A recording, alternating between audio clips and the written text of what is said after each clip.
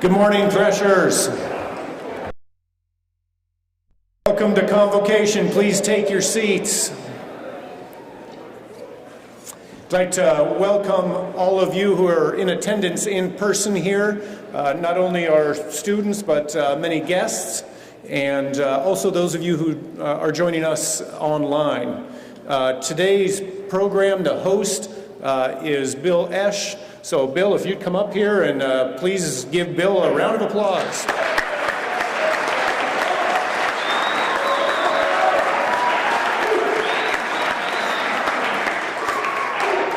Yeah, like I've done anything, right? Okay, so here we go. Good morning. Yeah. Good morning, inquiring and inquisitive minds of the Bethel College community. It's great to have you here this morning. We begin today with a poll. If you ever played an instrument, sang in a choir, participated in cheer, took a piano lesson, studied dance, raise your hands, will you? Boom. Look around you. It's amazing, folks, because the fellow that's going to present today, Don Kehrberg, who taught here over 30 years and is now Bethel College Professor Emeritus of Music, has had an ongoing connection with the arts. Prior to his arrival at Bethel in 1972, he taught in West Liberty, Iowa, and the American International School, American Community School in Beirut, Lebanon. He earned a bachelor's degree in music education and a master's in music performance, both from the University of Iowa, and then earned a doctorate in education from the University of Illinois. Dr. Kehrberg has played with the Wichita Symphony Orchestra, performed in the pit orchestra of the Music Theater of Wichita, and served as principal oboe and manager of the Newton Mid-Kansas Symphony Orchestra. In the 31 years at Bethel College, he served as professor and department chair. These years were filled with significant creative and innovative accomplishments. He conceived and implemented the Jazz Artist in Residence program at BC, which has developed into the jazz band that you hear and support at the Christmas Gala and throughout the year. He worked with community musicians by serving as the orchestra manager and moving the Newton Mid-Kansas Symphony Orchestra into a festival format where gifted community, college, and high school musicians come together for a weekend to perform important orchestral works. In fact, part of his focus this weekend is to play with the orchestra on Sunday in Hillsborough. His vision founded and then he directed the Bethel College Academy of Music, which has become the Bethel College Academy of Performing Arts. Many of you have studied with teachers in this academy. While he was implementing these projects, he was teaching classes in music education, woodwind techniques, conducting the wind ensemble, conducting the jazz band, and playing principal oboe in community and regional ensembles. But it was his work as a colleague in the music department that most inspired me when I arrived at Bethel several years before he retired. Don was constantly looking for new methods of teaching. He was liberal arts in his approach by touching and teaching almost every course in the music curriculum. And if that is not enough, he served as director of Convocation, where he implemented the infamous Battle of the Bands, you'll have to ask him about that, and numerous other what I thought were intriguing presentations that captured everyone's attention. Don joins us today with a talk entitled Blooming, a presentation full of hope and, I think, personal discovery. Please give Dr. Don Kehrberg a warm BC welcome.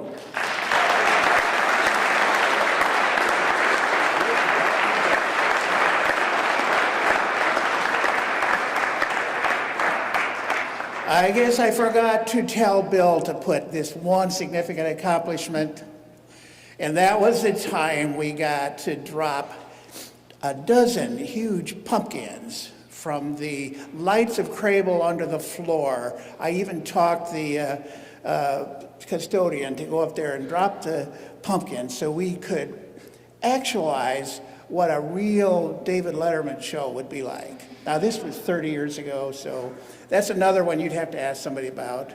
I'm trying to get a video of that. Anyway. So this is more personal than anything. Some things I say are opinion. Some are, I don't know, I'd like to say true.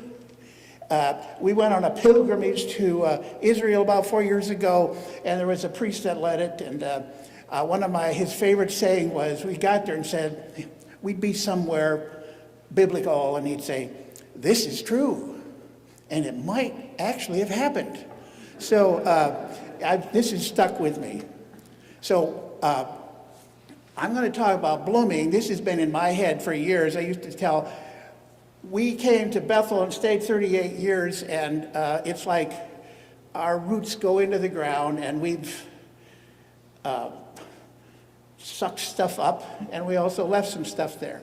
So that's what it's about. It's not about bloom where you're planted, where you go somewhere and do some religious thing and do all that. This is something you have no control over. Wherever you are, hopefully you'll bloom. And unless you're really in some bad soil, you will. And I'm going to move very quickly because the first part is just a few short things about where I came from and some blooming. And then something that has intrigued me, I got started on 50 years ago here at Bethel, or 45. And we're going to play two songs that'll be on the program tonight, this recital in the chapel. So we're going to move on right away.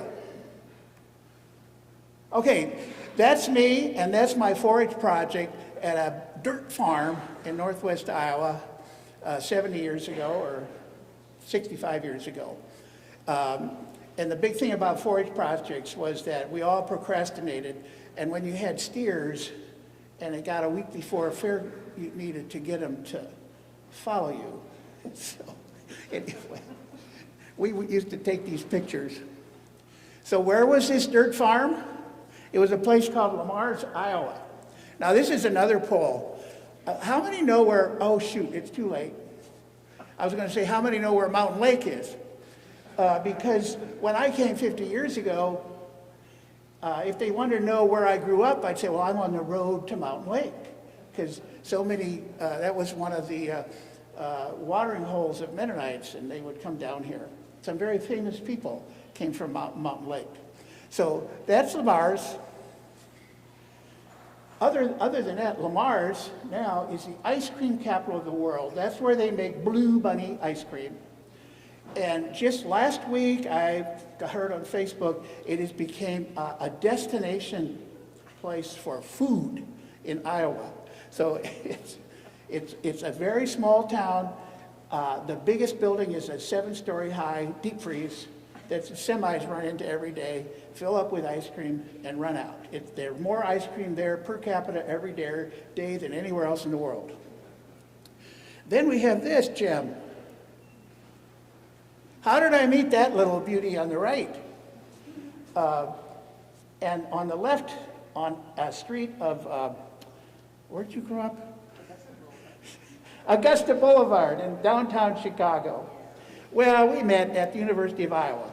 Our first date was homecoming in 1965. Actually, it was a blind date. And actually, she was a stand-in for a blind date. You see how this blooming thing works out.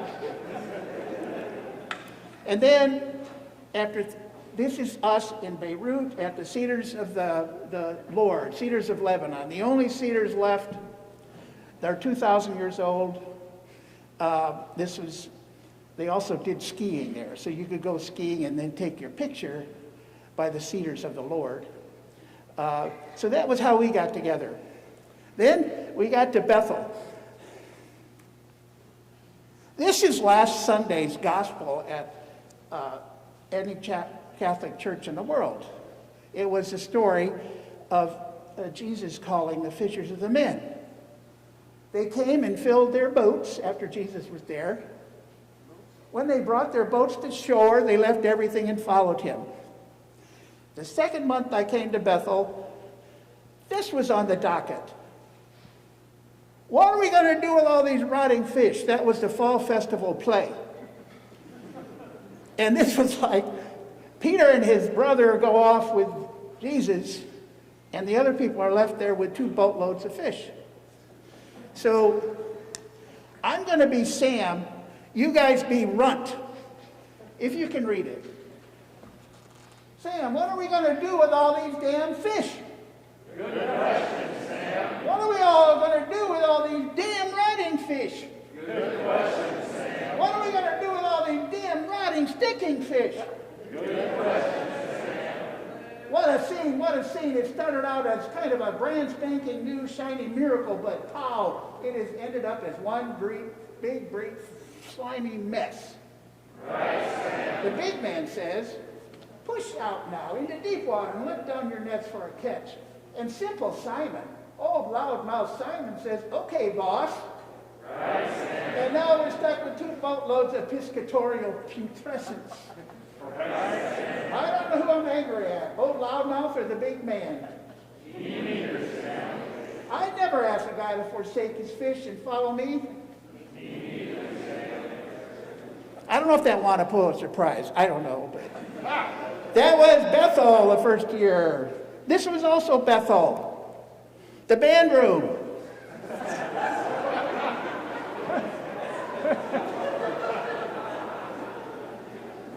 The big guy with the big picture with the big asbestos, he was our very first jazz artist in residence. His name was, but that's not why I'm putting this up. I spent, I don't know, 5-7 years, every day. It wasn't just on the walls, it was on the ceilings, it was in my office, asbestos, floor to ceiling. And finally, after so many times, they wrapped the whole building in plastic and got rid of that stuff. Although, there is one room where you can still find asbestos. It's hidden behind some boards. I'm not going to tell anybody, I guess. I don't want any lawsuits coming. I think it's still there. Asbestos. Whoa, now we're on to another thing, a blooming. Most of you have probably seen this. This was it's a diagram of a slave ship. Olaudah Equiano was taken as a slave in the 18th century. He is one that he got to America, but somehow he got freed and he ended up in England, became quite famous, and he wrote a book, as a narrative about his sojourns. Now the beginning, about when he first became a slave, I don't know whether to put this on or off. He kind of made, he wasn't quite, some of these, this might be one where this is true, but it might even have happened. Here he wrote, one day, I better put these on. One day, when all our people were gone out to their works as usual, and only I and my dear sister and I were left to mind the house, 2 men and a woman got over our walls, and in a moment seized us both, and without giving us time to cry out or make resistance, they stopped our mouths and ran off with us. Slavery was not uncommon. Usually take one tribe would steal slaves and bring them over to another tribe. No, not. The next day proved a greater sorrow when we were separated. Then they went on a boat. They didn't go on to another tribe. The stench of the hold was so intolerably loathsome that it was dangerous to remain there for any time. The closeness of the place and the heat of the climate added to the number of the ship, which was so crowded. This produced copious perspirations. The wretched situation was again aggravated by the galling of the chains, now become insupportable, and the filth of the tubs into which the children fell. The shrieks of the women and the groans of the dying rendered the whole scene almost inconceivable. So this is it. African American music, I'm going to go like this. Well, you can read it. Developed among, this is my thesis, that what we know as African American music started in the U.S., in the South, and it's our unique contribution to civilizations of the world. How did it get there? 400 years of enslaved persons. I call it a nonviolent response to this intolerable situation. What got me going on this 50 years ago was Amira Bakara wrote this. He says, if you are black and believe in the supernatural and are issued from an ecological determinant that does not permit of such an extreme as American Puritanism, the circumstance of finding yourself in a culture of white, humanist, pseudo-puritanical storekeepers must be revolting. And if you are a slave of such a culture, your sorrow must be indeterminable. This went on. I think this was longer than the Christians in Egypt. I don't know. I tried to go back and check that. I'm not really sure. It's one of the longest enslavements, I think. So,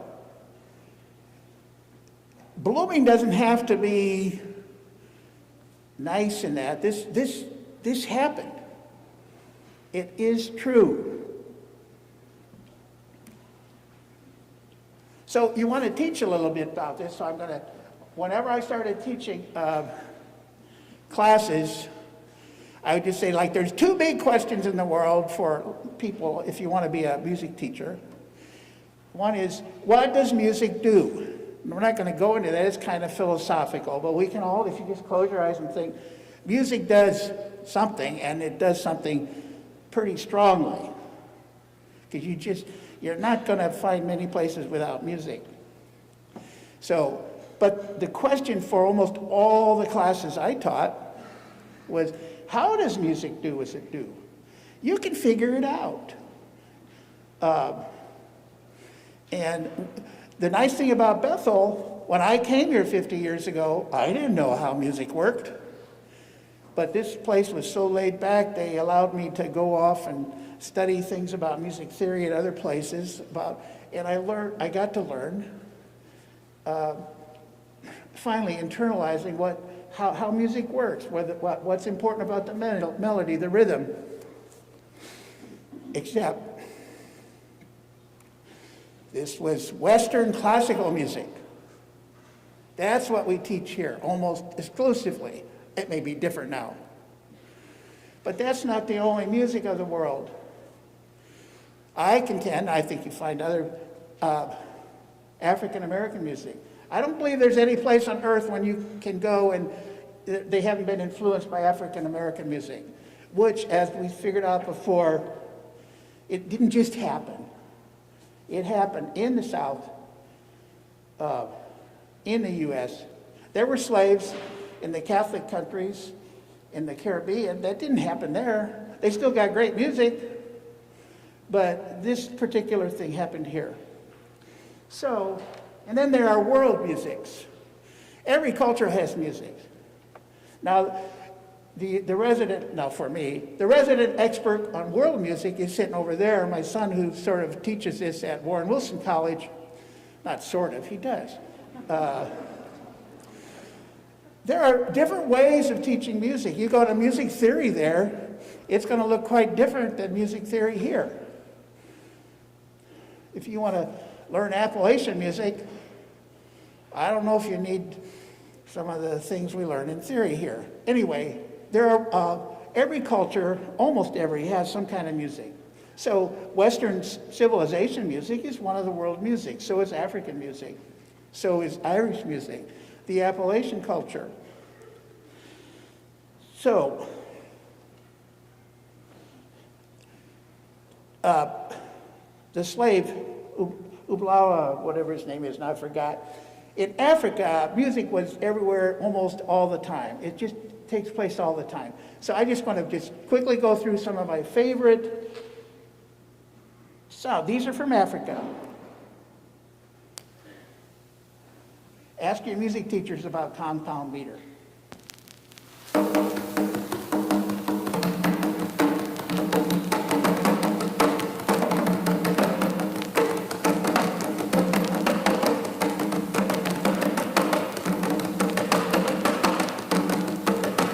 Maybe they were talking drums. Now we have one in duple meter with cowbells. This is take place in Africa.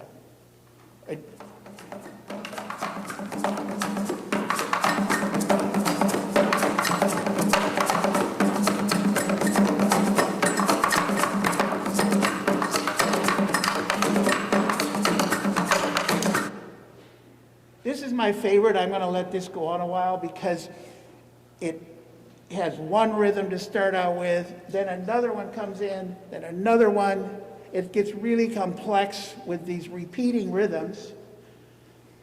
And it's a lot different than the complexity of the rhythm in India, on the subcontinent, but it's a very complex, and then there are singers. Let's just hear a little bit of this, because this would be a celebratory song.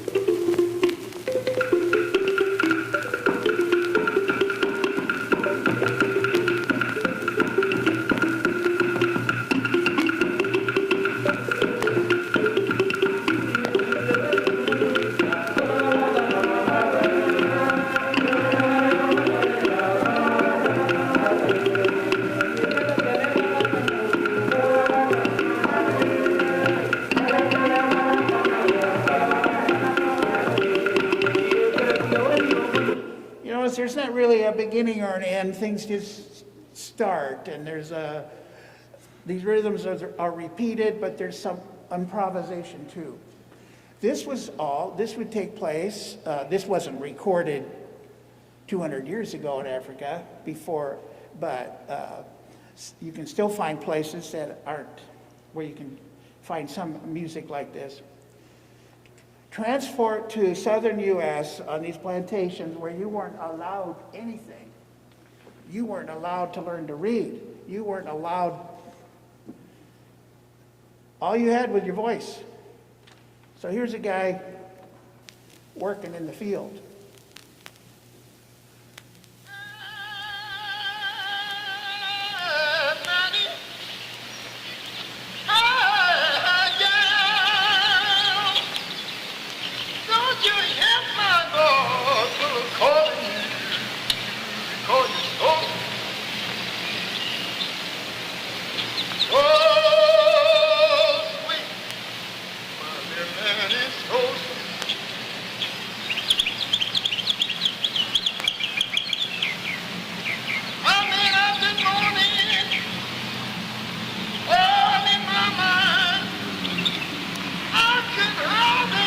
I wanted you to hear that truck, just to make sure that this wasn't recorded 200 years ago.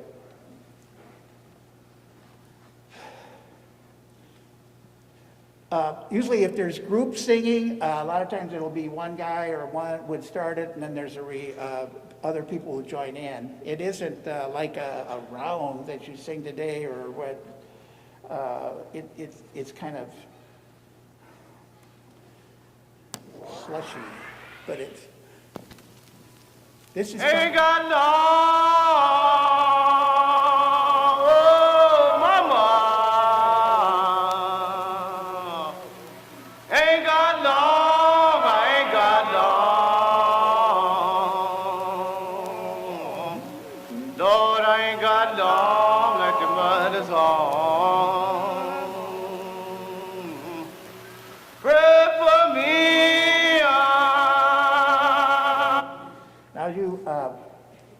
through some of these. This is from Africa.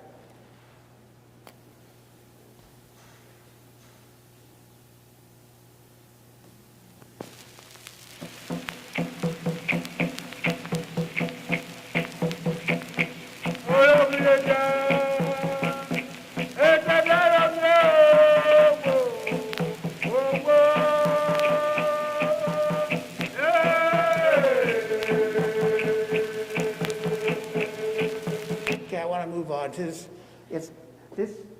work songs were if music is everywhere, it's also while you work. So here's a recording of a work song. The reason that they can get this, 50 years ago, these recordings were made by an anthropologist, ethnomusicologist, Alan Lomax. So here's a work song. These are prisoners at a Louisiana prison. Well, it's early in the morning, baby, when I ride, Lordy, mama. Well, it's early in the morning, baby, when I ride. Well, it's early in the morning, baby, when I ride, Lordy, baby, you have a life, you have a run my right side. Well. Now these work songs had a leader, and so Mr. Lomax interviewed one. The first question kind of missed. I've kind of forgot what it is, but you'll get it as it moves along. This is a job of a work song leader with the crew out doing their work with the guards on horses with shotguns or whatever. Do you think it makes work easier when you sing? Yes, sir. Do you think you do more, or do you think you can slack off a little bit when you sing sometimes? No, but what makes it go so better, when you're singing, you don't have, you forget, you see, in the time that's passed on away. But if you just get your mind devoted on one something, it look like it'd be hard for you to make it. See, it make a day be long, it look like. So to get his mind, keep his mind from being devoted on just one thing, well, he just practically take up singing, see. What do you think it takes to make a good leader in a work song? To make a good leader, in a way? What you mean, boss? What's the most important thing about a good leader? Do you have to have a real good voice, or a strong voice, or what? Well, now, it wouldn't just exactly make any difference about the dependability of his voice or nothing like that, boss. But it take the man with the most experience, to my understanding, to make the best leader in anything. You see, if you'd bring a brand new man here, if he could had a voice where he could sing just like Peter could preach, and he didn't know what to sing about, well, he wouldn't do no good. See? But here's a fella, maybe he ain't got no voice for singing, but he been cooperating with them people.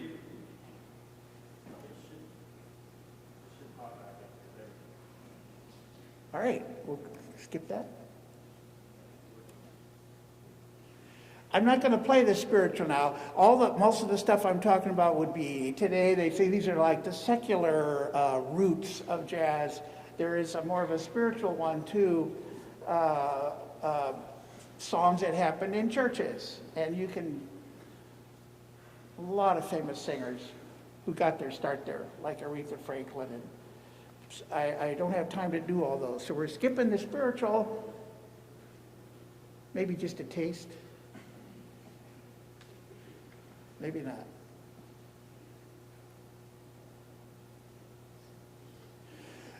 One thing, all this music so far,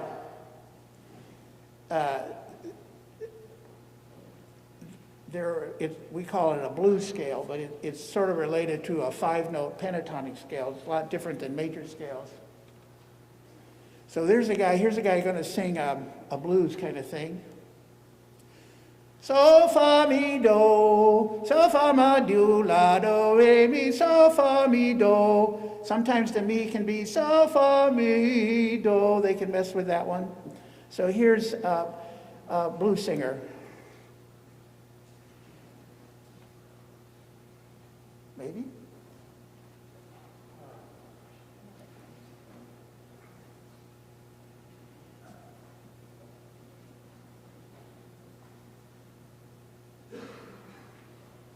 I'm going to go back. I must have lost it when it got hung up there. Okay. We'll try that. I did, you'll have to take my singing. That's sort of the pattern that developed. And this all came together in New Orleans at the turn of the 20th century. Partly because of emancipation and some of the country kind of black folks, enslaved persons came into New Orleans. It was kind of a melting pot. And they didn't have, they didn't live in separate places. They were kind of all mixed up. There was those, and then there were the Creole musicians who had been trained in European traditions. And they all kind of got mixed up, partly just because they, coincidence, and partly, as always, rules made by white people where they said the Creoles were having too much freedom, too much fun, and they forced them to move, and they ended up mixing more with the blacks, African. I don't know if this will come up, but it was a natural thing to move from singing to instruments.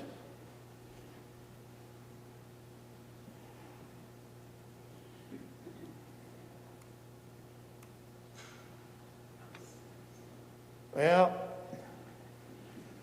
if I get it, let me see if I can't.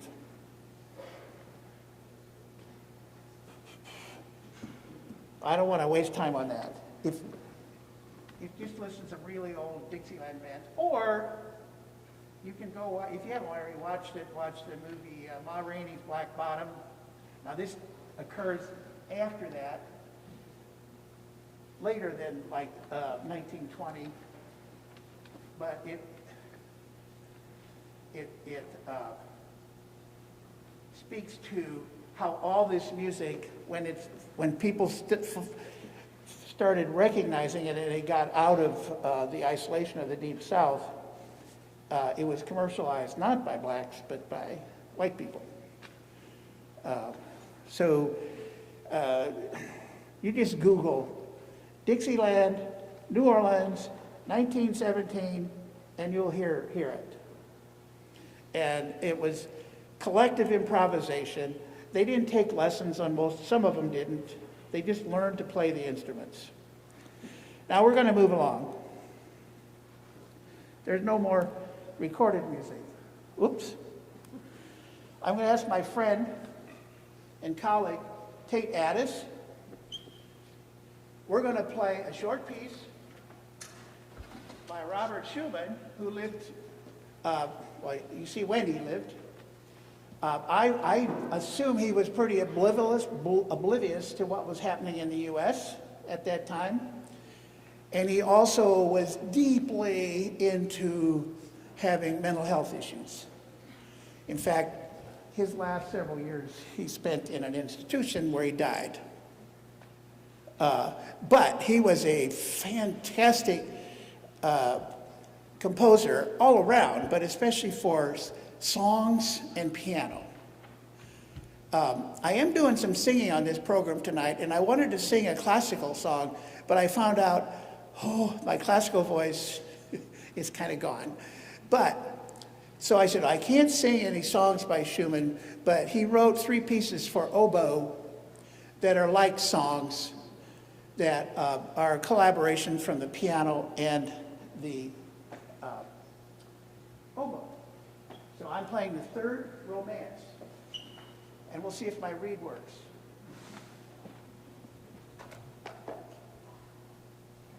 This one, you'll see the beat. You're not going to be able to tap your beat all the way through it. The beat is manipulated quite a bit. Their speed's up and slows down.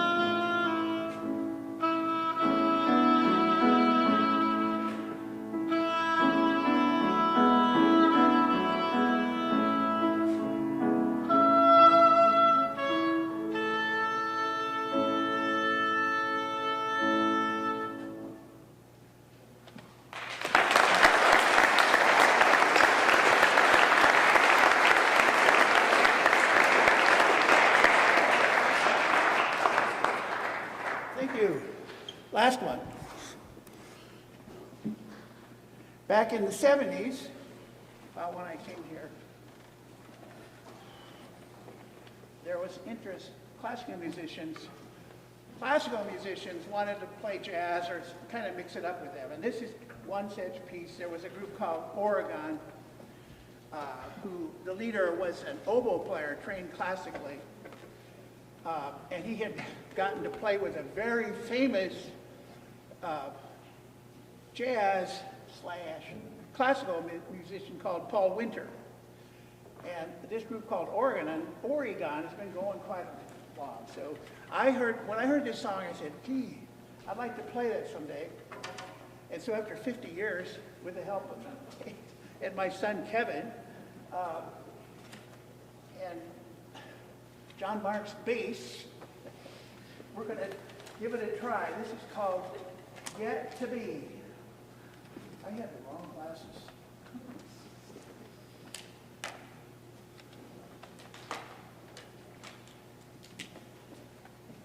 I'm going to end it here, so I really appreciate the opportunity to come here. I want to thank Dr. Eash and Dr. John and everybody for this has been a real treat.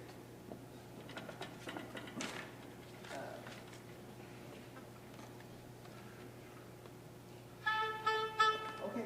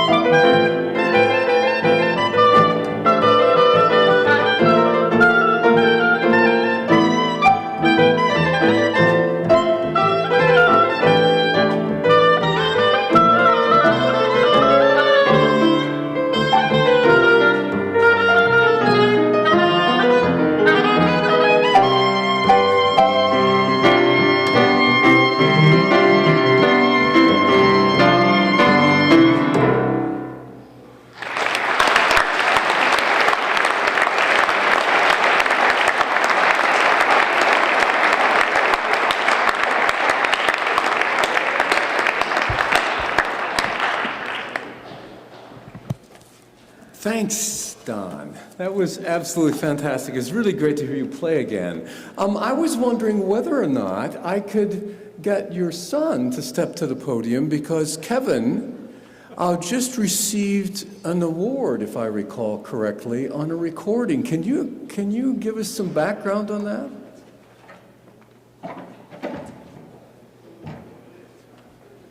Thanks, Bill. I appreciate being put on the spot.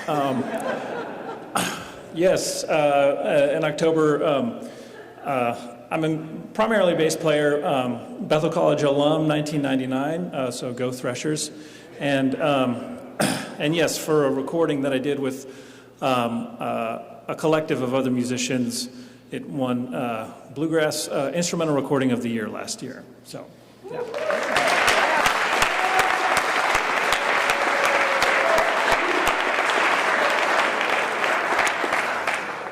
It's always a pleasure to have an alum back. It really is.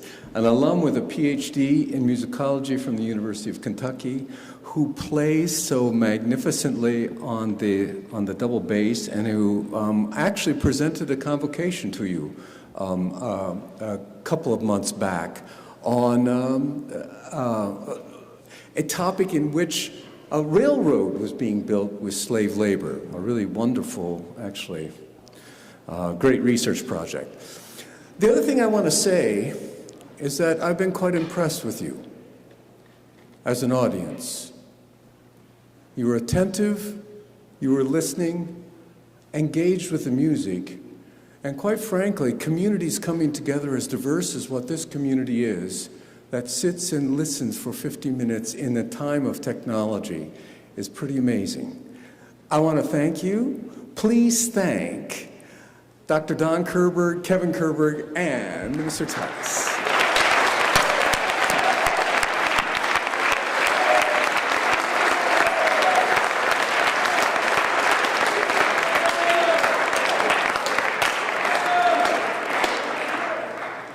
Oh, and come to the concert tonight, 7:30, Chapel.